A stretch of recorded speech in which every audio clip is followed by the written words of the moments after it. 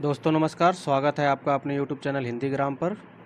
आज की वीडियो में हम जो है रीतिकाल के महत्वपूर्ण प्रश्नों को देखेंगे जो पिछली परीक्षाओं में पूछे जा चुके हैं। DSSB, TGT, PGT में, KVS, NVS में, UGC, नेट में जो इम्पोर्टेंट क्वेश्चन है, रिपीटेड क्वेश्चन है, उनको देखने वाले हैं। इस सेट में मैंने 40 क्वेश्चन लिए हैं। आइए देखते हैं उनको। अगर आप चैनल पर नए हैं तो चैनल को सब्सक्राइब कर लें ताकि आने वाली हर वीडियो की नोटिफिकेशन आपको टाइम से मिल जाए, तुरंत मिल जाए। चलिए देखते हैं वीडियो। रीतिकाल के किस कवि ने अपनी कविताओं में ऋतुओं और त्योहारों के साथ जीवन को खूबसूरती के साथ मिलाया है? बिहारी, घनानंद, देव, पद्माकर। पूछा जा रहा है कि कौन सा कवि रीतिकाल में ऐसा हुआ जिसने अपनी कविताओं में ऋतुओं और त्योहारों का जीवन के साथ तालमेल बिठाया है, उसको मिक्स कर दिया है। ऐसे कवि का नाम बताना है आपको। तो ये हैं पद्माकर। पद्माकर ऐसे कवि हैं जिन्होंने ऐसा काम किया है। इनके बारे में आचार्य शुक्ल जी लिखते हैं, ऐसा सर्वप्रिय कवि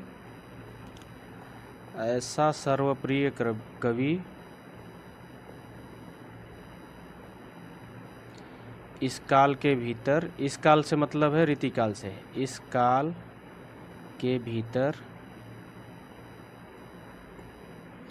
बिहारी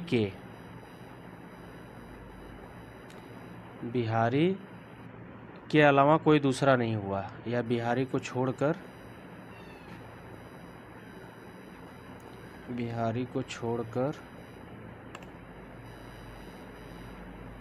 कोई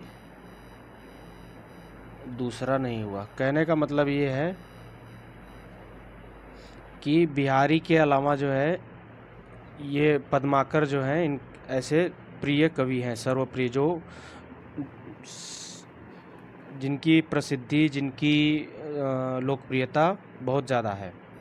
चलिए अगला प्रश्न देखते हैं। निम्नलिखित में से किस कवि ने सतसई की रचना नहीं की है? इस तरह से 10 प्रश्न बने हैं जिसमें कवियों के नाम बदल दिए गए हैं। एक कवि ऐसा रखा गया है जिसने सतसई की रचना नहीं की है।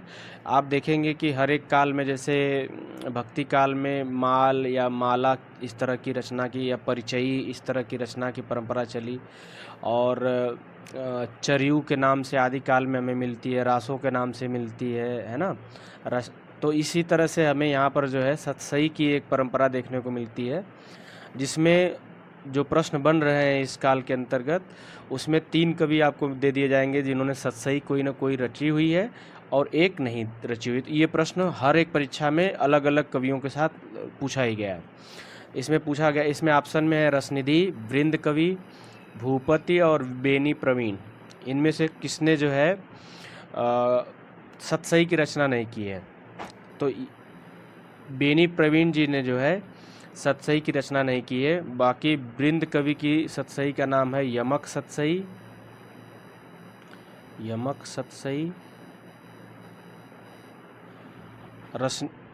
रसनिधि की रसनिधि सतसई है।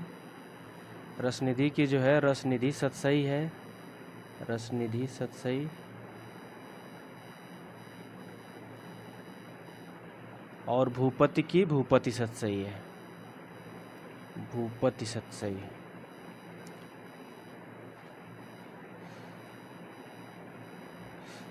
चलिए अगला प्रश्न देखते हैं। शिवराज भूषण ग्रंथ में किसका विवेचन मिलता है?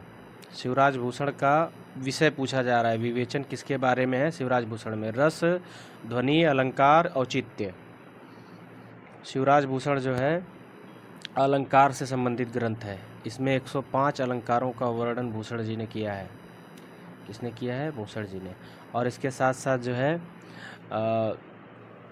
शिवाजी का चरित्र चित्रण भी है इसमें। शिवाजी का चरित्र चित्रण भी है। मुख्य विषय इसका जो है मगर अलंकार है। चलिए अगला प्रश्न देखते हैं।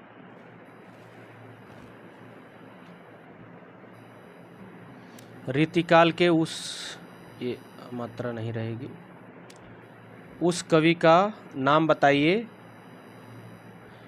जिसने वीर रस में कविता लिखी। पद्माकर, भूषण, बिहारी, घनानंद।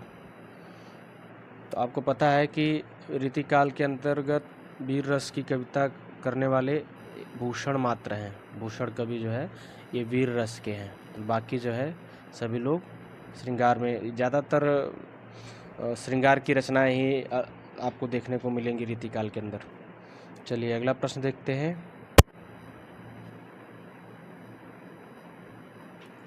वह रस उदाहरण जो रीतिकाल में लिखे गए हैं जितने कि साहित्य में नहीं लिखे गए हैं।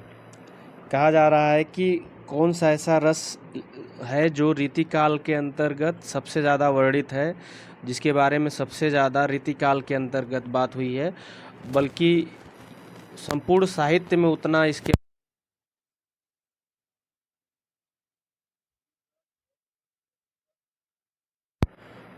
तो ये हो जाएगा श्रृंगार रस।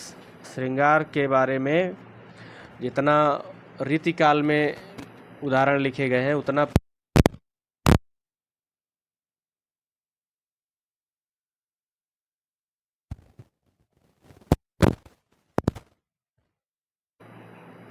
बिहारी सतसई पर फिरंगे सतसई नाम से फारसी भाषा में एक टीका लिखी गई, जिसके टीकाकार है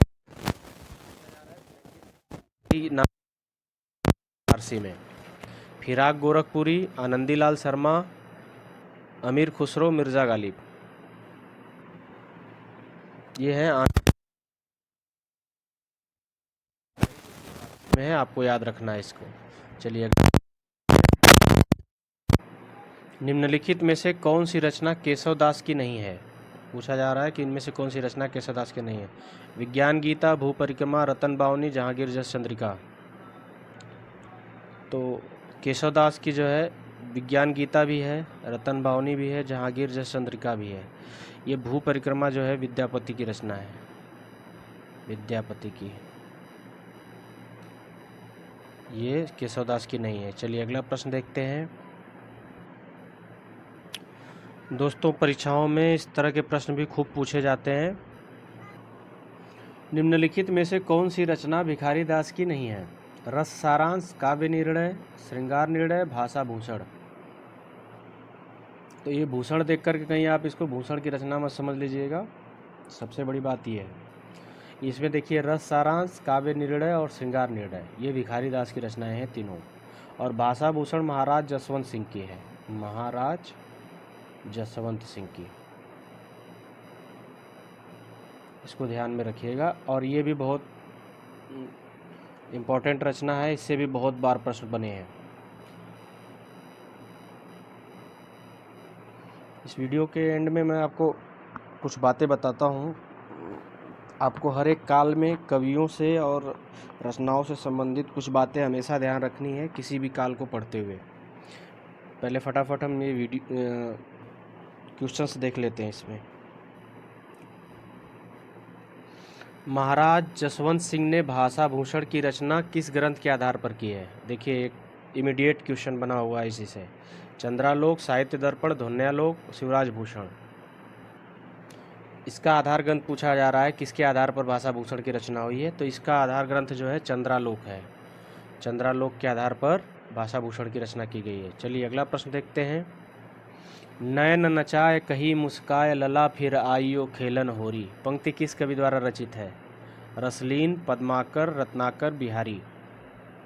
ये किसकी पंक्तियां हैं। ये पद्माकर की पंक्तियां हैं, पद्माकर की पंक्तियां हैं। नैन नचाए कही मुस्काए लला फिर आइयो खेलन होरी, ये पद्माकर की रचना है, पद्माकर की पंक्तियां हैं। चलिए अगला प्रश्न देखते हैं।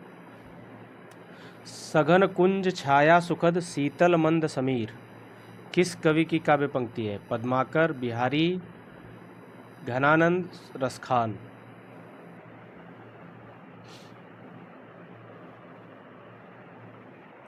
ये बिहारी की रचना है, बिहारी की काव्य पंक्तियां हैं। सघन कुंज छाया सुखद शीतल मंद समीर, ये सतसई से ली गई हैं। बिहारी सतसई जो इनकी कीर्ति का एकमात्र आधार है, मुक्तक है ना। और इन्हें राधाचरण गोस्वामी जी ने पीयूष वर्षी मेघ कहा है। पीयूष वर्षी, पीयूष का मतलब होता है अमृत। पीयूष वर्षी मेघ, बिहारी जी को क्या कहा है? पीयूष वर्षी मेघ,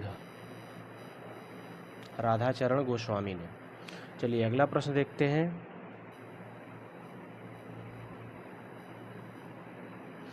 बिहारी की भाषा चलती होने पर भी साहित्यिक है, यह कथन किसका है? डॉक्टर नगेंद्र, बच्चन सिंह, हजारी प्रसाद द्विवेदी, रामचंद्र शुक्ल। ये इस तरह के कोट्स आपको शुक्ल जी की ही किताब से ज़्यादातर देखने को मिलते हैं, तो इसके भी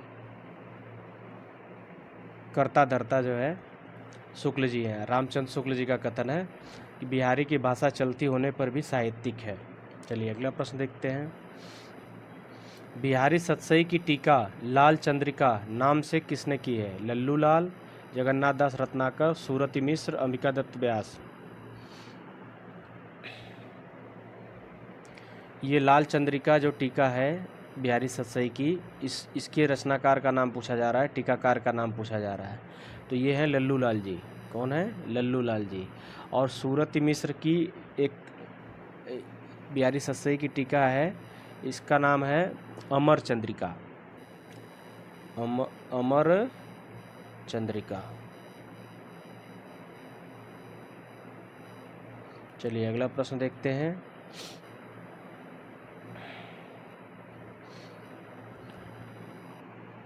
बोधा का असली नाम क्या था? बोधा का असली नाम बुद्धिराम, सुबोध चंद्र, बुद्धिसेन, प्रबोध चंद्र।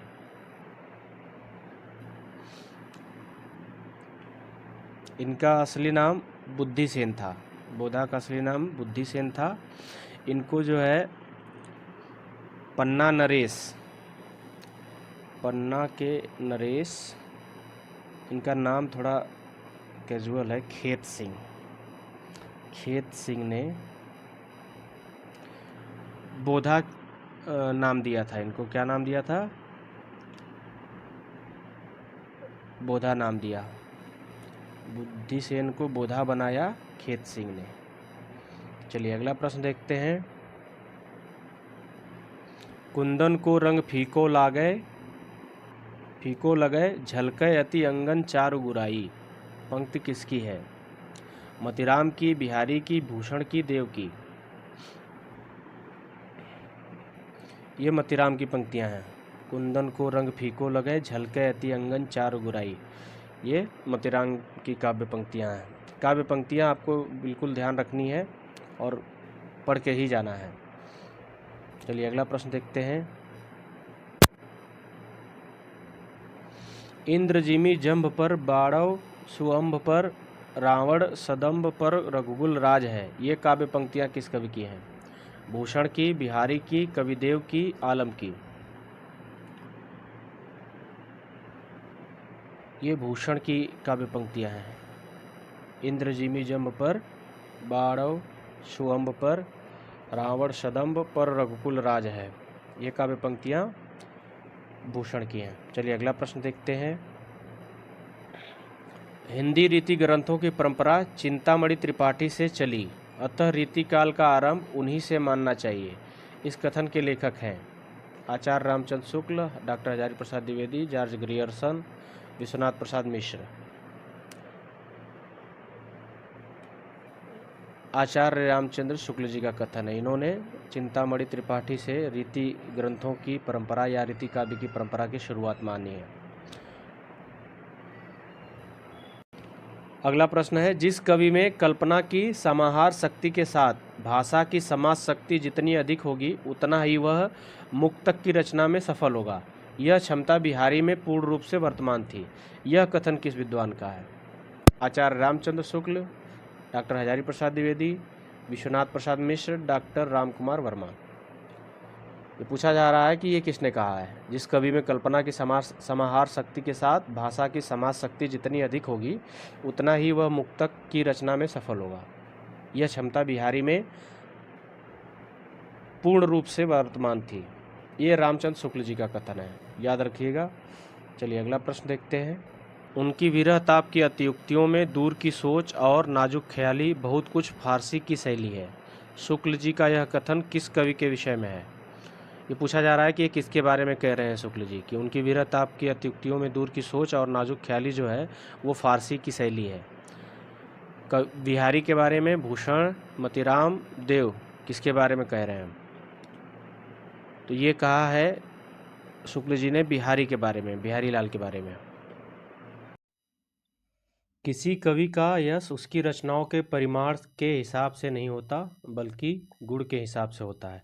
शुक्ल जी का यह कथन किस रीतिकालीन कवि के संबंध में है? पूछा जा रहा है कि किसी भी कवि की जो रचनाएं होती हैं वो कितनी मात्रा में है, कितनी ज़्यादा हैं, इससे ज़्यादा फर्क नहीं पड़ता, बल्कि उसमें क्वालिटी क्या है, उसका उसकी गुणवत्ता कैसी है, इसके हिसाब से किसी कवि का यश जो है निर्धारित किया जा सकता है। ये कथन शुक्ल जी ने किसके बारे में कहा है? सेनापति, पद्माकर, बिहारी, भूषण। तो ये जो है बिहारी के बारे में कहा गया कथन है। शुक्ल जी ने कहा है क्योंकि बिहारी जी की सिर्फ एक ही रचना है सतसई, बिहारी सतसई, और इसी से पूरे रीतिकाल में बिहारी जो है अकेले 100 पे भारी हैं, ये कह सकते हैं हम। चलिए अगला प्रश्न देखते हैं। किस कवि के आश्रयदाता महाराज शिवाजी तथा छत्रसाल बुंदेला थे? देव, मतीराम, कबीर, भूषण। भूषण के जो है आश्रयदाताओं में महाराज शिवाजी और छत्रसाल बुंदेला, ये दोनों थे भूषण कवि के। चलिए अगला प्रश्न देखते हैं। रीतिकाल को श्रृंगार काल किसने कहा है? श्रृंगार दरअसल ऐसे लिखा जाएगा, ये यहाँ पर टाइपिंग में, हिंदी टाइपिंग में लेता नहीं है जल्दी, इसलिए इसे लिख के आ जाता है। ऐसे भी लिख के आ रहा है, अब देखने में ये भी बहुत जगह मैंने देखा, श्रृंगार ऐसे भी लिखा हुआ आ रहा है। कहीं भी वाक्य शब्द शुद्धि वगैरह में इस पे वर्तनी में आए तो इसको आप दोनों को कंसीडर कर सकते हैं। तो किसने कहा है श्रृंगार काल? विश्वनाथ प्रसाद मिश्र ने, मिश्र बंधु ने, हजारी प्रसाद द्विवेदी ने, डॉक्टर नगेंद्र ने। तो श्रृंगार काल जो है विश्वनाथ प्रसाद मिश्र जी ने कहा है, और इसे शुक्ल जी ने जो है रीतिकाल का नाम दिया है। ये रीतिकाल नाम जो है शुक्ल जी द्वारा दिया गया है। अगला प्रश्न देखते हैं। आचार्य रामचंद्र शुक्ल ने रीतिकाल का आरंभ किस कवि से माना है? केशवदास, बिहारी लाल, चिंतामणि त्रिपाठी, मतीराम। शुक्ल जी रीतिकाल की शुरुआत किससे मानते हैं? तो ये जो है चिंतामणि त्रिपाठी से मानते हैं। शुक्ल जी चिंतामणि त्रिपाठी से मानते हैं। केशव दास से जो है डॉक्टर नगेंद्र हो गए, डॉक्टर नगेंद्र हो गए, और गणपति चंद्र गुप्त हो गए, गणपति चंद्र गुप्त, और विश्वनाथ प्रसाद त्रिपाठी ने इन्हीं को माना है, केशवदास को, विश्वनाथ प्रसाद त्रिपाठी ने।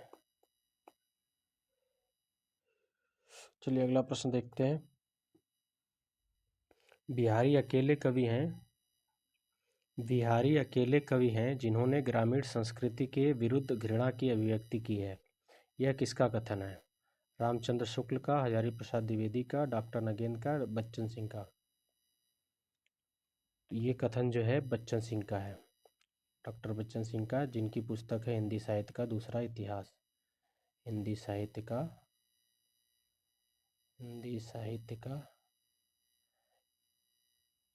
का दूसरा इतिहास। ये शुक्ल जी से बहुत मतभेद रखते हैं। शुक्ल जी की बहुत सारी मान्यताओं को इन्होंने अपने इतिहास ग्रंथ में खंडित किया है, और कुछ हद तक सही भी हैं वो बातें, क्योंकि शुक्ल जी बहुत जगह पर, अब कहनी तो नहीं चाहिए ये बात, मगर शुक्ल जी बहुत जगह पर हमें लगता है कि एक तरफा होकर के या एक ही विचारधारा से जुड़ करके बिल्कुल, या सिक्के के एक पहलू को देखने का प्रयास करते हैं, दूसरे पहलू को कहीं कहीं इग्नोर कर देते हैं। चलिए अगला प्रश्न देखते हैं। रीतिकाल लगभग कितनी शताब्दियों तक चला? 4 शताब्दियों तक, 1 शताब्दी तक, 5 शताब्दियों तक, 2 शताब्दियों तक। तो रीतिकाल का शुक्ल जी का जो काल विभाजन है संवत 1700 से 1700 से 1900 तक, 1900 तक है ना। तो ये हो गया 200 साल, 200 साल का मतलब हो गया 2 शताब्दियाँ, तो 2 शताब्दियों तक। चलिए अगला प्रश्न देखते हैं। केशव कठिन काव्य के प्रेत हैं, यह कथन किस आलोचक का है? हजारी प्रसाद द्विवेदी, रामचंद्र शुक्ल, विद्यापति, राहुल सांकृत्यायन। ये भी कथन जो है रामचंद्र शुक्ल जी का है। केशवदास को कठिन काव्य का प्रेत कहा इन्होंने। चलिए अगला प्रश्न देखते हैं। यहाँ पर आप जितने भी छोटे छोटे प्रश्न देख पा रहे होंगे, बिल्कुल चिटपुटिया टाइप के छोटे छोटे प्रश्न, वो डीएसएसबी टीजीटी पीजीटी में पूछे जा चुके हैं 2018 में, 2021 में। तो इसी टाइप के प्रश्नों को आप तैयार करिएगा। फैक्चुअल क्वेश्चन डीएसएसबी में ज़्यादा आते हैं। स्टेटमेंट वगैरह से पंक्तियाँ वगैरह तो पूछी ही जाती हैं, साथ के साथ रचनाकारों के नाम भी बहुत पूछे जाते हैं। इसलिए हर काल के लगभग 15-20 मुख्य कवियों को पकड़ लीजिए, आप छांट लीजिए अच्छे से, और उनको जो है उनके बारे में, उनके व्यक्तित्व कृतित्व के बारे में, उनकी रचनाओं के बारे में, उनके रचनाओं के रचनाकाल के बारे में और उनकी रचनाओं की विषय वस्तु के बारे में ध्यान से पढ़ लीजिए, आपका सिलेक्शन हो जाएगा। हर काल में 15-20-25 इतने ही कवि हैं जिनको आपको बहुत ध्यान से पढ़ना है, ये मान के चलिए, गद्य पद्य दोनों में। चलिए अगला प्रश्न देखते हैं। निम्न में से किस रीतिकालीन कवि ने लक्षण ग्रंथ की रचना नहीं की? पद्माकर, मतिराम, भूषण, बिहारी। बिहारी लाल के बारे में आपको पता ही है, ये रीति सिद्ध कवि हैं। रीति काल के अंतर्गत रीति मुक्त, रीतिबद्ध, रीति सिद्ध, तीन तरह की काव्य धाराएँ हैं। तो रीति सिद्ध हैं, जिसमें बिहारी ने लक्षण ग्रंथ की रचना नहीं की है। इनकी एक ही रचना बिहारी सतसई है जो है दोहों में, जिसमें 719 दोहे माने जाते हैं, और जगन्नाथ दास रत्नाकर ने 713 के आसपास, शायद 713 जो है जगन्नाथ दास रत्नाकर ने स्वीकार किए हैं। बाकी सामान्य धारणा जो है 719 दोहों की है। और जो कवि जो है रीति का पालन तो करते हैं, मगर उन्होंने लक्षण ग्रंथ नहीं लिखे हैं, वो रीति सिद्ध कहलाते हैं। तो बिहारी भी रीति सिद्ध कवि हैं। चलिए अगला प्रश्न देखते हैं। ये छोटी चुटपुटिया भी डीएसएसबी टीजीटी पीजीटी द्वारा ही पूछी गई है। भाषा भूषण का विवेच्य है, यानी विवेच्य विषय क्या है? भाषा भूषण में किसकी विवेचना की गई? छंद, अलंकार, रस, ध्वनि। भाषा भूषण जो है अलंकार से संबंधित ग्रंथ है, और महाराज जसवंत सिंह का, महाराज जसवंत सिंह का, महाराज जसवंत सिंह का है। और इसमें जो है कुल 212 दोहे हैं। भाषा भूषण में 212 दोहों में अलंकार के बारे में वर्णन है। चलिए अगला प्रश्न देखते हैं।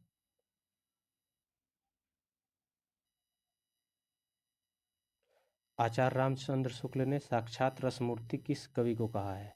घनानंद, पद्माकर, मीरा, रहीम। तो ये कहा है घनानंद को। आचार्य रामचंद्र शुक्ल जी ने साक्षात रसमूर्ति किसे कहा है? घनानंद को। इनके बारे में शुक्ल जी लिखते हैं कि ये साक्षात रसमूर्ति, और एक विशेषण और जोड़ा है इनके लिए, और ये साक्षात रसमूर्ति और ब्रज भाषा काव्य के प्रधान स्तंभों में से हैं, प्रधान स्तंभों में है। कहने का मतलब है ये मुख्य कवियों में है रीतिकाल की, सीधी सी बात इतनी है। जैसे छायावाद के 4 स्तंभ जानते हैं आप, वैसे ही ये रीतिकाल में मुख्य स्तंभ है। चलिए अगला प्रश्न देखते हैं। निम्नलिखित में से कौन कवि और आचार्य दोनों रूप में प्रतिष्ठित थे? नाभादास, नंददास, सुमित्रानंदन पंत, केशवदास। तो इसमें से जो केशवदास हैं ये कवि और आचार्य, इनकी प्रसिद्धि कवि और आचार्य दोनों रूपों में है। इनकी रामचंद्रिका को जो है रामस्वरूप चतुर्वेदी जी ने छंदों का अजायब घर कहा है, छंदों का का अजायब घर, अजायब घर, अजायब घर, छंदों का अजायब घर। इनकी रसप्रिया, कवि प्रिया, ये सब चर्चित रचनाएं हैं, जिसमें कवि प्रिया में अलंकार, रसप्रिया में रस के बारे में वर्णन किया गया है। चलिए अगला प्रश्न देख। कवि प्रिया, रसिक प्रिया, विज्ञान गीता, ये सब आपको याद रखना है। चलिए अगला प्रश्न देखते हैं। शिवराज भूषण में कितने अलंकारों का निरूपण हुआ है? 15, 51, 99, 105। शिवराज भूषण में कुल कितने अलंकार बताए गए हैं, कितने अलंकारों का निरूपण हुआ है, ये पूछा जा रहा है। तो जो शिवराज भूषण ग्रंथ है भूषण का, इसमें 105 अलंकारों का निरूपण किया गया है, जिसमें से 99 तो अर्थालंकार है, 99 अर्थालंकार है, अर्थालंकार है। इसके बाद 4 इसमें शब्दालंकार है।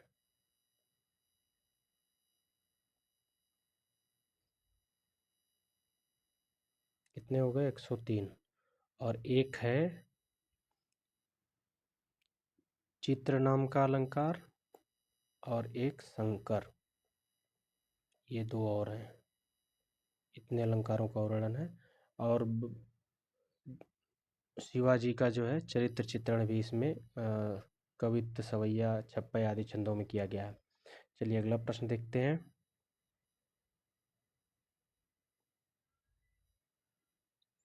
भूषण के काव्य की भाषा क्या थी? भोजपुरी, राजस्थानी, अवधी, ब्रज। तो आपको पता होगा भूषण जो है ब्रज भाषा के कवि हैं, और भूषण ब्रज भाषा में वीर रस में कविता करने वाले पहले कवि हैं। चलिए अगला प्रश्न देखते हैं। नाही नाही करे थोरी मांगे सब देन कहें, किस कवि की पंक्ति है? आलम, ठाकुर, कुलपति, सेनापति। ये जो है सेनापति की पंक्तियां हैं। इसकी अगली लाइन है, इसी का दूसरा बंद जो है, मंगन को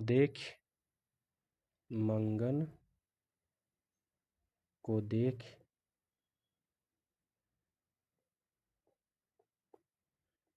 पट देत बार बार।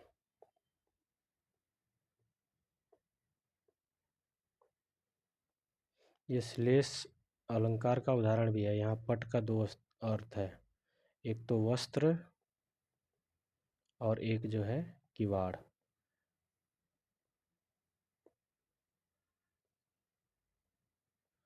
तो नाही नाही करे थोरी मांगे सब देन कहें, जैसे कोई मांगने वाला याचक होता है, भिखारी होता है, वो सबके दरवाजे पर जानता है, तो उसका घर संपत्ति थोड़ी मांगता है, थोड़ी थोड़ी मांगता है, मगर फिर भी लोग नहीं नहीं करते हैं, ना मना कर देते हैं।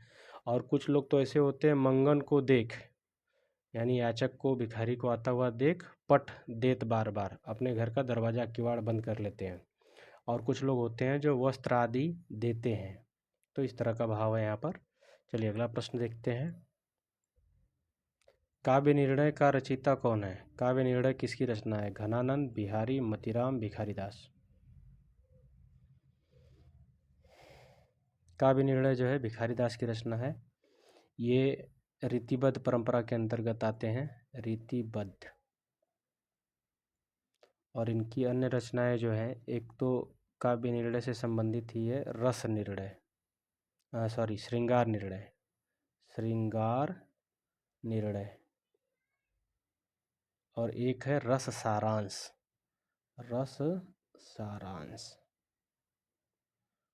और एक रचना इनकी है नामकोश। इन सबको ध्यान रखिएगा, ये बार बार पूछी जाती हैं रचनाएं, नामकोश। ठीक है, चलिए अगला प्रश्न देखते हैं। भाव विलास किसकी रचना है? बिहारी, देव, पद्माकर, घनानंद। पूछा जा रहा है भाव विलास किसकी रचना है। ये सारे प्रश्न एसएसबी, पीजीटी, टीजीटी में पूछे जा चुके हैं। तो आपको ये प्रश्न यहाँ मुझे देने का सिर्फ एक ही मकसद है कि आप अगर घनानंद से जुड़ा हुआ प्रश्न आ रहा है तो घनानंद, देव से जुड़ा हुआ प्रश्न आ रहा है तो देव, बिहारी, पद्माकर, ये जो मुख्य मुख्य कवि हैं इनकी सारी रचनाएं आपको याद होनी चाहिए। इनके बारे में जो उक्तियां हैं, रामचंद्र शुक्ल की हों, बच्चन सिंह की हों, रामस्वरूप चतुर्वेदी की हों या किसी अन्य आलोचक की हों, वो आपको पता होनी चाहिए। बस इतना ही मेरा लक्ष्य है आपको ये प्रश्न दिखाने का। चलिए अगला प्रश्न देखते हैं। इसका आंसर हो जाएगा, ये देव की रचना है। भाव विलास जो है देव की रचना है। इनका पूरा नाम देवदत्त है, देवदत्त। ये जो है अभिधा के लिए जाने जाते हैं। अभिधा को ये सबसे उत्तम काव्य मानते हैं। जैसे हम शब्द शक्तियाँ पढ़ते हैं ना, अभिधा लक्षणा व्यंजना, तो ये इनका एक कथन है, बहुत कई बार पूछ लिया जाता है। अभिधा उत्तम काव्य है, अभिधा उत्तम काव्य है, यानी अभिधा सबसे उत्तम है। अभिधा उत्तम काव्य है। मध्य लक्षणालीन, मध्य लक्षणालीन, मध्य लक्षणालीन, अधम अधम व्यंजना रस विरस, अधम व्यंजना रस विरस, अधम व्यंजना रस विरस, अधम व्यंजना रस विरस, उल्टी कहत नवीन। ये लाइन जो है कई बार पूछी गई है। उल्टी कहत कहत नवीन।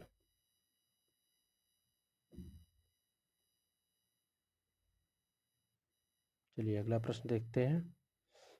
और ये ली गई है काव्य रसायन से। ये जो पंक्ति अभी मैंने बताई ये काव्य रसायन से ली गई है, काव्य रसायन से ली गई है। चलिए अगला प्रश्न देखते हैं। सुजान विनोद किसकी रचना है? सुजान विनोद देव, घनानंद, चिंतामणि, पद्माकर। तो सुजान विनोद जो है ये भी देव की ही रचना है, देव कवि की रचना है। चलिए अगला प्रश्न देखते हैं। पद्माकर का सर्वश्रेष्ठ ग्रंथ किसे माना जाता है? प्रबोध पचासा, भूमिजा, गीतावली, नल दमयंती। यहाँ पे 4 ग्रंथों के नाम दिए गए हैं। तो देखिए DSSB का कमाल, यहाँ पर जो है एक ही ग्रंथ है जिसका जो पद्माकर का है, प्रबोध पचासा, और इसे दे करके पूछ रहे हैं सर्वश्रेष्ठ ग्रंथ कौन सा है। ये भूमिजा जो है नागार्जुन की रचना है। गीतावली जो है तुलसीदास की है। कृष्ण गीतावली आप जानते होंगे, तुलसीदास। और नल दमयंती जो है राजा रवि वर्मा की रचना है। बाद में बहुत सारी रचनाएं ऐसी भी हैं, दूसरे कवियों ने भी या तो अनुवादित की है या तो थोड़ा बहुत कथा परिवर्तन के साथ लिख दिए। तो ऐसी बहुत सारी रचनाएं मिलती है जो जो अलग अलग कवियों ने एक ही नाम से एक ही कथा को, एक ही कविता को, एक ही कहानी को दोहराई है। ठीक है, ऐसे हिंदी में बहुत सारी रचनाएं हैं। राजा रवि वर्मा। चलिए अगला प्रश्न देखते हैं। रसराज ग्रंथ का रचयिता कौन था? रसराज जो है ये किसका ग्रंथ है? पद्माकर, मतीराम, चिंतामणि, देव। ये जो है मतीराम की रचना है रसराज। ठीक है, और इनकी अन्य रचनाएं हैं। एक है ललित ललाम जो बहुत पूछी जाती है, ललित ललाम, ललित ललाम। और साहित्य सार, साहित्य सार, साहित्य सार, वृत्त कौमुदी, वृत्त कौमुदी। इनकी रचनाएं हैं जो बार बार पूछी जाती हैं। चलिए अगला प्रश्न देखते हैं। केशव ने एक आध्यात्मिक ग्रंथ लिखा, उसका नाम क्या है? विज्ञान गीता, रसिक प्रिया, रामचंद्रिका, कवि प्रिया। तो देखिए यहाँ पर जो है जो आध्यात्मिक ग्रंथ है केशव का वो है विज्ञान गीता, मगर ये प्रबंध चंद्रोदय का अनुवाद है। प्रबंध चंद्रोदय का छंदोबद्ध अनुवाद है प्रबंध चंद्रोदय। ये एक कवि हैं, क्या नाम है इनका? कृष्ण मिश्र, कृष्ण मिश्र संस्कृत के कवि हैं। इनकी रचना है, उसका अनुवाद किया है इन्होंने कृष्ण मिश्र की रचना का। रसिक प्रिया में रस वर्णन है, कवि प्रिया में अलंकार का वर्णन है, और रामचंद्रिका आपको पता है राम काव्य है, प्रबंध काव्य है। चलिए अगला प्रश्न देखते हैं। रामचंद्रिका की रचना किसने की है? सेनापति, मोहनलाल मिश्र, सुंदर, केशवदास। तो इसके बारे में आपको बताना ही नहीं है। केशवदास इसके रचयिता है रामचंद्रिका के, और इसके बारे में कहा जाता है कि रामचंद्रिका की रचना केशवदास ने एक ही रात में की है, और शायद कुछ वजहों की वजह से इन्हें शुक्ल जी ने कठिन काव्य का प्रेत कहा होगा। कठिन काव्य का प्रेत। और इन्होंने इतने छंद भरे अपने ग्रंथों में, अपनी रचनाओं में, कि रामस्वरूप चतुर्वेदी को इनकी रामचंद्रिका को छंदों का अजायब घर कहना पड़ा। छंदों का अजायब घर, अजायब घर। चलिए ये इस वीडियो का आखिरी प्रश्न था। अगर वीडियो पसंद आए तो अपने दोस्तों के साथ शेयर करना ना भूलिए, और इस वीडियो को लाइक करिए, चैनल को सब्सक्राइब करिए। आखिरी में एक बात मैं आपको फिर से कहना चाहता हूँ, अगर आप हिंदी में सिलेक्शन पाना चाहते हैं तो हर एक कालखंड में चुनिंदा 20-25 कवियों को, जैसा कालखंड है बड़ा छोटा, 15-20 भी हो सकते हैं, उन कवियों को बहुत डिटेल में पढ़िए, और स्पेशली रामचंद्र